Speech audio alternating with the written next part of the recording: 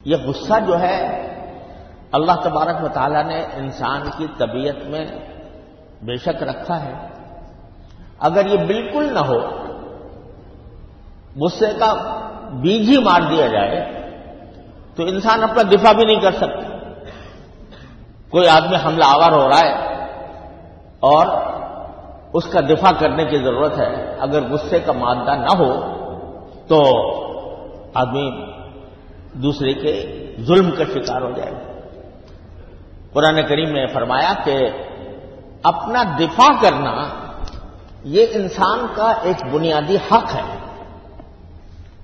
اس کو قرآن کریم میں انتصار سے تعبیر کیا گیا ہے کہ جو شخص کے اپنا دفاع کرے اس کی فضیلت ہے.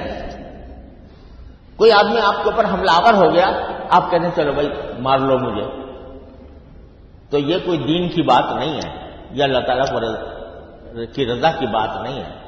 اپنا دفاع کرنا، کوئی آدمی آ کر حملہ آور ہو گیا ہے، آپ خاموش بیٹھے کہ اچھا مار لو میں مر جاؤں گا، یہ کوئی دین کی بات نہیں. لمن انتصر قرآن کریم میں آیا ہے، تو جو دفاع کرے اپنا تو وہ بھی دفاع کرنا بھی اجر کا سبب ہے.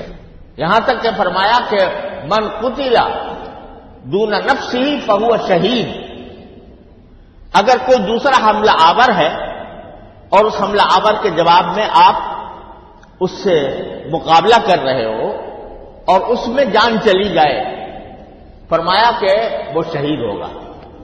من قتل دون نفسہ فہو شہید، اس کے اوپر شہادت کا اطلاق ہوگا، وہ شہادت کی موت مرے گا، اس کو شہادت کا مرتبہ عطا ہوگا.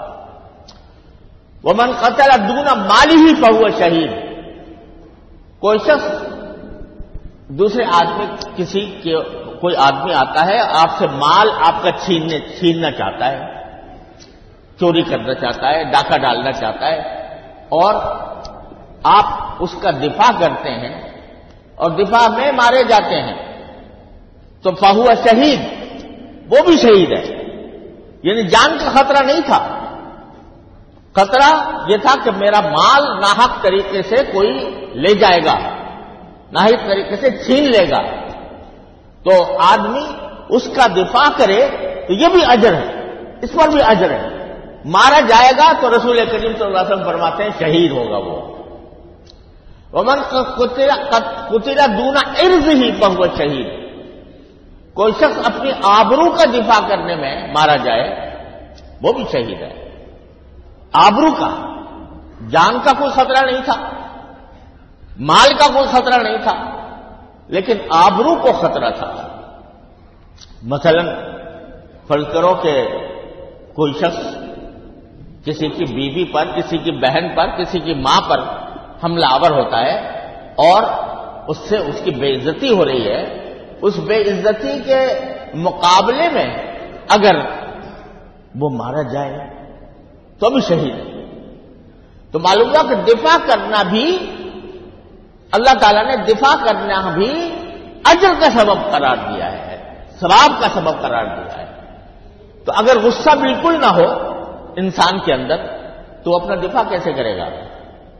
لہذا اللہ نے پیدا کیا غصہ کس کام کے لیے؟ اپنا دفاع کرنے کے لیے. جو جہاں دفاع کی ضرورت ہو وہاں غصے کا استعمال بھی جائز ہے. جائز ہی نہیں ہے بلکہ بعض حالات میں وہ موجب اجر ہے. دیکھو جیسے مثلا جنگ ہو رہی کفار سے،